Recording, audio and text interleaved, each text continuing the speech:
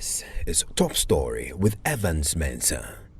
And Top Story is always brought to you by Gasim Cement, the nation builder. Vodafone, the future is exciting, ready, and Belakwa mineral water. Well, today the National Democratic Congress hit the streets to protest against what they believe to be corruption in the current administration. It was dubbed the Probity and Accountability March. A huge part of what happened today focused, though, on the forthcoming elections and allegations that the incumbent New Patriotic Party is planning to foment trouble in areas that the NDC believe to be their stronghold. Listen to the party's national chairman, Samuel Sampofo. Perpetrate violence. No one will never also say, I think I'm going to an election year, and not over the air to the we have information inside, and now you know can say no. One with the pepper spray, any near offensive weapons, and microphone. And today I went to a battle.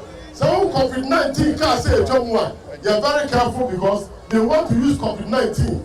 Normally they are perpetrating violence. And it is almost like now. Let us be vigilant and see what is happening. You want ambulance, and then no more about to say, oh yeah, pay, no. But you have a piano, Mama and for your vigilance because they intend to use the ambulances and the COVID-19 vehicles to perpetrate fraud on this election. The person will say, MPP, about a year to Mama Yanda will say, as you are national, Alco Australia, no alcohol boxing. Alcohol or see the referee, actually go to grow. We don't have an electoral commission to trust.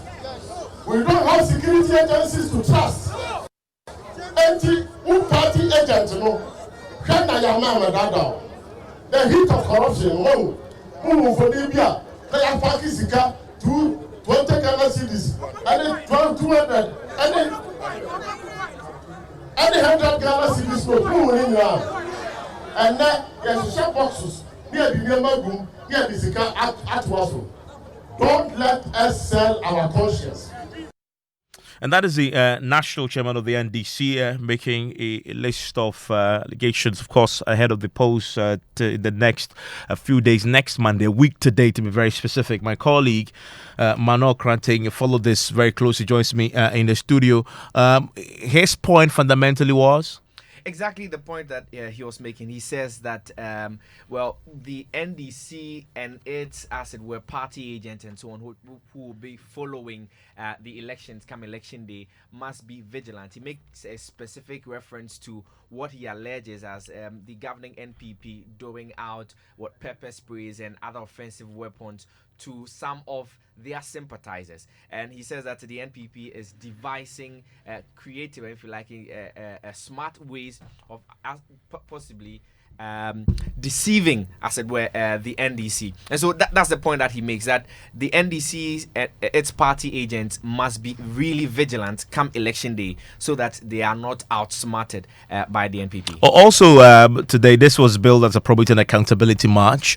And in fact, it had originally been planned on the back of the Ejapa royalties deal when Martin Amidu had released the corruption assessment report. Today, Mrs. Amijinfi, who is a communications officer, has been talking about these alleged cases of corruption that they intend to pursue. Exactly so, Evans, you're right. He makes references to a number of corruption issues which had popped up in the past 4 years, and throws a challenge to Ghanaians to vote out the NPP on December 7. He makes reference also to some of the policies that the NPP had promised prior to the 2016 elections, which have not been fulfilled. We can listen to him.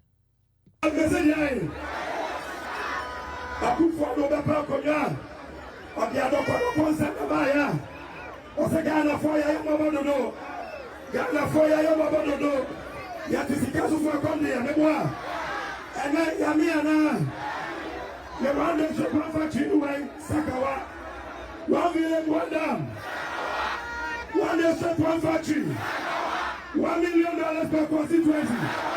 Come on. All but not the Oba Sam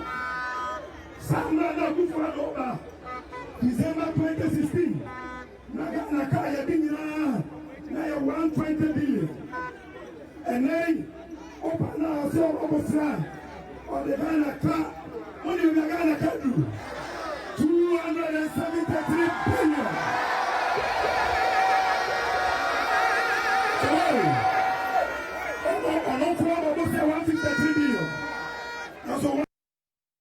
So, Evans, you hear Sami Jemfi there making reference to some of the promises that the NPP made ahead of the 2016 elections. Mentioned one district, one factory, $1 million per constituency, and so on, and claims that all of these promises have not been fulfilled by the governing NPP. In fact, ends with the point that the past 4 years under the NPP has shot the public debt from 120 billion at the time the NDC was leaving power to 273 billion. That's what you heard. Okay, Mano, thank you very much. Thank you. We can now speak to the national chairman of the NDC. Joins us on the telephone line right now, Samuel Ofosu-Ampofo. Samuel, thank you for your time here on Top Story.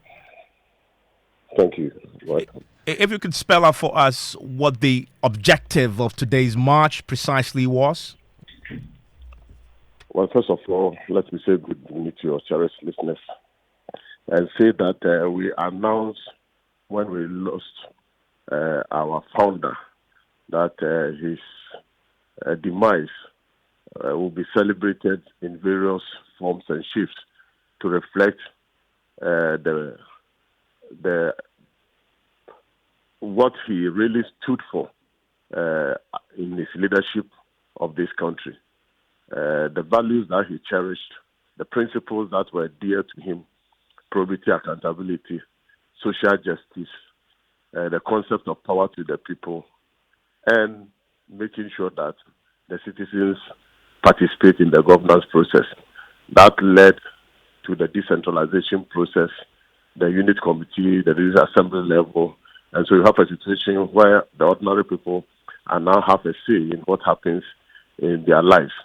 So we said we will remember him for this time-tested values and principles that he stood for. And one of it is probity, accountability, and transparency. And so today's work was dubbed probity and accountability work to remind ourselves of what he stood for and what he died for all along his life. That those are the principles that he holds very dear to his heart. And as the adherence of those principles, the NDC, when you read our constitution, the party was formed on the visions of the founder of the party. And so we want to keep that flame ablaze and want to remind ourselves that these principles are still very critical to us, especially in this contemporary situation where virtually corruption is swallowing the society that we find ourselves in today. So this was in two folds, I see, because from what I hear on the platforms, it sounded very much like, of course, with a week to go, with a major D-Day, like another major campaign rally. But you're saying that fundamentally was to highlight the ideals that Mr. Rawlings stood for, the late Rawlings. But didn't it become another opportunity for political capital gain scoring? It is not game scoring. We are in a political era. We have 1 week to elections. And we believe that every opportunity that avails itself as a political party, we need to drum in our message very loud and clear. And we have indicated in our manifesto that people will have to pay a very high price for corruption, and for that matter, President Mahama has assured of the policy, the stink policy, that will ensure that we will deal with the situation of corruption as much as possible. What's the objective achieved today? I mean, I guess the question is, what did you believe you achieved with this protest now that it's ended? First of all, we also wanted to highlight the spirit of corruption in the society that we find ourselves today. Nana Akufo-Addo promised a corruption-free governance system. He promised that he would not practice family and friends government. He promised that he would run a lean government. Even at the time that NDC and under President Mahama had around 85, 87 ministers, he criticized him And then he has come and had done the opposite. He has about 125 ministers. He's the government that will go down in history as a government that has practiced nepotism than any other government, bringing family and friends in virtually every aspect of our governance system. And so we needed to remind ourselves that if we want honest leadership, then of course we must hold him to account for what he promised Ghanaians, and that is doing the opposite.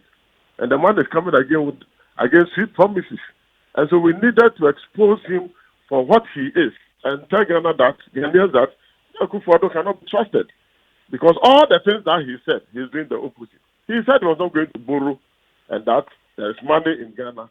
He has ended up borrowing more than any other government has borrowed in our history. So within the context of COVID.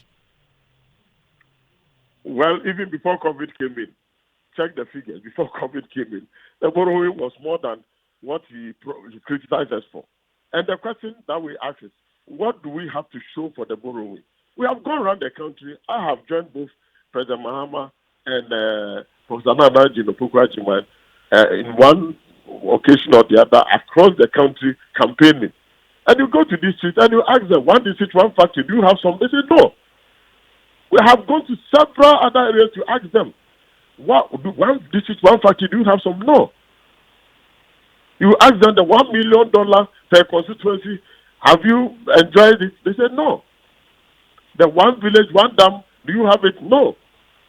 So the question is that all the borrowing on all the expenses you have done, what do you have to show? We are in a period of pandemic. If President Mahama had not invested in health infrastructure, putting up the Rich Hospital, putting up the University of Ghana Medical Center, putting up the East Hospital, the Bank of Ghana Hospital, the Maritime Hospital, and others in Kumasi, the Regional Hospital, the Military Hospital, and others. 4 years into the Nana Akufo-Addo presidency, he should show us one hospital that he has built. All the hospitals that he has commissioned, Bekwai Hospital, and I think yesterday, Praso Hospital, and all those, were a project that was initiated and started by the NDC government. So what has he put that borrowing to? That is the question that we ask. I want to. They promised building 350 senior high schools. How many senior high schools have they built? Even the one President Mahama initiated and the E-blocks and others, they have been abandoned. The ones that have been completed have not been utilized. We have gone around the country, and it's a sorry sight. And you have your journalists all across the country. Let them go and look at it. I want to quickly clarify. Each E-block is able to admit between 1,000 to 1,500 students. If they had completed the number of E-blocks that were initiated by President Mahama, I don't think that we would have found ourselves in this double track. Clarify something for me, Mr. Fosampafo. Clarify this for me, Mr. Fosampafo. I recall, just comes back to the demonstration today and the objective. You stated that the reason was to highlight the ideals of former President Rawlings. But I recall very clearly that the first time it was announced that a demonstration will happen, Mr. Rawlings was still alive. In fact, the reason then, as Sami Jimfi articulated at a press conference, was because of the corruption risk assessment report that has been published, and the party was demanding that the individuals named in there must be forced to refund money spent on the Japa deal, and the date was set for, I think, the first week of December. That was the original reason, correct? Yeah, but it doesn't take anything out of what we did today, because it ties in exactly. It's about corruption. It's about probity and accountability. And it ties in with exactly what we are saying, a Japa deal. I guess what would you say to those who will look at that and say this is opportunistic because now the former President Rawlings is dead, and of course there is some capital, some have said, to be gained from it. The party is now using that as an excuse to hit the street when the original reason was something slightly different. Well, we are in a very dynamic society. Each day, situation changes. And so if, for instance, you have planned something and an incident has come, and that incident fundamentally and principally has something to do with the original thing we were going to do, then of course it is not about opportunity. But this is the death of a former president. Yes, he founded your party. It is very, very, very important that his principles upon which the party was established is espoused and reinforced, and to assure ourselves as we even fight for this election to come to governance, to remind ourselves that those principles are very relevant and germane to good governance. But if we are given a direct question: are you using the death of your founder as a means for political point scoring? We are never going to use his death for political point scoring. We are using it to honor the time-tested principles that he stood for: probity, accountability, transparency, social justice, and inclusiveness. And that is what we are talking about. If you have a government where one family is dominating everywhere, where is the inclusiveness? Nepotism is the fundamental basis for corruption. And so if you are practicing nepotism, then of course it is synonymous with corruption. And that is what President Rawlings stood against. He created opportunity for all. He appointed people, check how many people he appointed from his family. And so those are the principles that we are reminding ourselves of. And to honor him for sticking to those principles all along that he got the opportunity to govern the country. And to also remind ourselves as a party that we must hold dear to these principles and keep that flame ablaze. So the day is over. What next? Well, what next? We are still campaigning. Our flag bearer is on the field around it. Our flag bearer is in the Salaga, Savannah region, his own home region. Our running mate is in Central region. The General Secretary just arrived from Uti. I returned from the Eastern region yesterday, and tomorrow we are all hitting the grounds again. We are leaving no stone unturned. We are making sure that every strategy that has been put in place is executed to the letter. And our hope and prayer is that by today's week, the NDC will be cruising to victory when the results are released. Samuel Fosuampofo is the national chairman of the NDC on this march today by the party.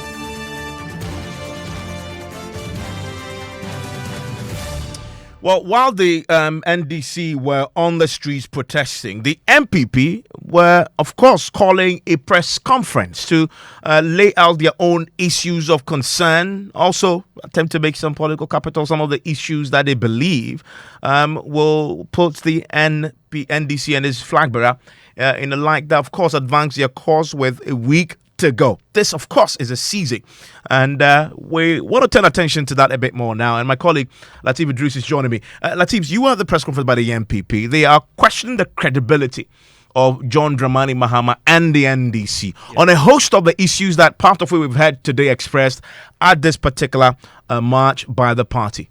Yeah, so the press conference has been going on for the past couple of months. It's a weekly press conference by the governing NPP. Today happens to be, if not the last, one of the few to come before we go to the polls come December 7.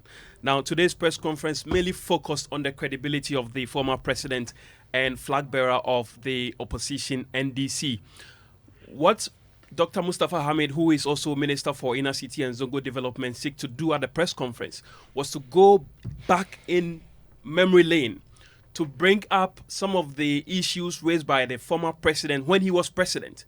On the campaign trail in 2016, when then candidate Akufo-Addo was raising and putting before the Ghanaian people what he would do if he's given the nod come December 7, 2016. One of which has to do with the free SHS policy. Now, Dr. Mustafa Hamid made the point that then President Mahama sponsored dozens of advertisements on television, on radio, on social media, to sort of poo-poo the free SHS policy and promise made by the then candidate Akufo-Addo. And today, he is now in opposition and is telling the Ghanaian people again that if they give him the nod, he would come and make it better. Something which the NPP has already started. And so that's on that score, they say they do not trust John Mahama to keep the free SHS policy running if given the nod. That is on the credibility issue. For want of a better term, I find it very shameful that the NDC would today claim that they are the authors of free senior high school. I saw something on social media where a young man said he went to senior high school in 2014 and he collected fees from his mother and father and paid the fees. Now, his mother and father are demanding the fees back from him, saying that John Mahama said that free SHS existed in 2014. So please go and bring the fees. It means you didn't really pay the fees. And so the young man is asking candidate Mahama to please go and plead on his behalf with his parents and say, I was only joking. I didn't bring free senior high school.